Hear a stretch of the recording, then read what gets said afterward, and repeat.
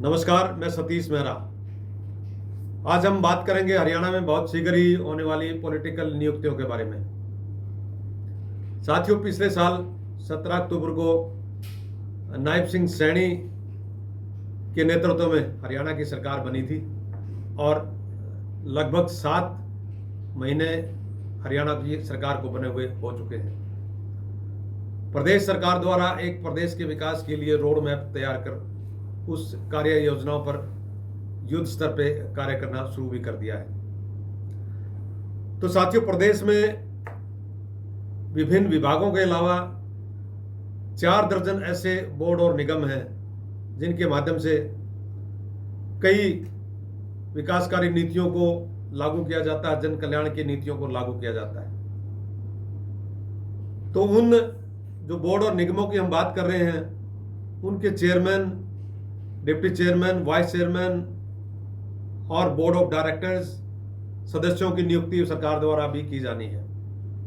इस प्रकार से मान के चला जा रहा है कि 100 के आसपास यानी सैकड़ों नियुक्तियां सरकार द्वारा की जानी है।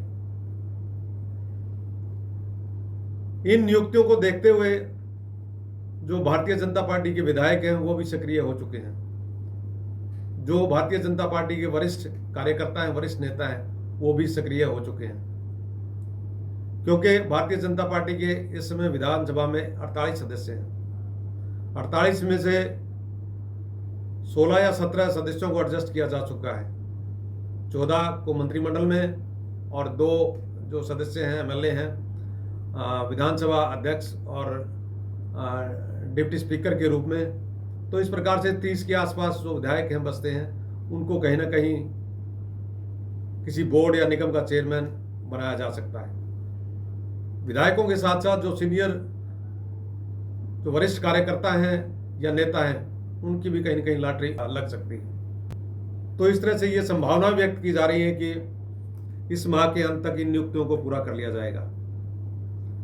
साथियों, पिछले दिनों यानी कल ही हरियाणा के मुख्यमंत्री नायब सिंह सैनी केंद्रीय ऊर्जा, आवास एवं शहरी विकास मंत्री मनोहर लाल जी से मिले हैं और उनकी इस मुलाकात के बाद जो भारतीय जनता पार्टी के विधायक हैं जो कहीं एडजस्ट अभी तक नहीं हो पाए हैं, वो पूरी तरह से सक्रिय हो गए हैं। इसके अलावा जो वरिष्ठ कार्यकर्ता हैं, नेता हैं, वो भी सक्रिय हो गए हैं। तो वो अपने अपने आकाओं के पास जाना उन्होंने शुरू कर दिया है। तो इस तरह से माना जा रहा है कि इसी माह के अंत तक जो ये बोर्ड और निगमों की chairman, vice chairman, deputy chairman और अलग तरह के जो अलग अलग पोस्टें हैं उन पर नियुक्ति की जाएगी।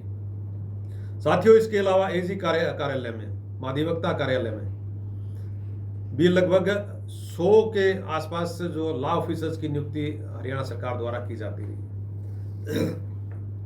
जिसमें additional advocate general, senior deputy advocate general, deputy advocate general और असिस्टेंट एडवोकेट जनरल शामिल है।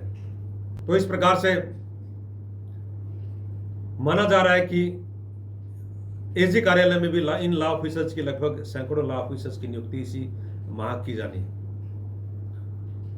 तो कहा जा सकता है कि आगामी यानी इस माह के अंत तक ये सारी नियुक्तियां सरकार द्वारा मुझे लगता है पूरी कर ली जाएंगी।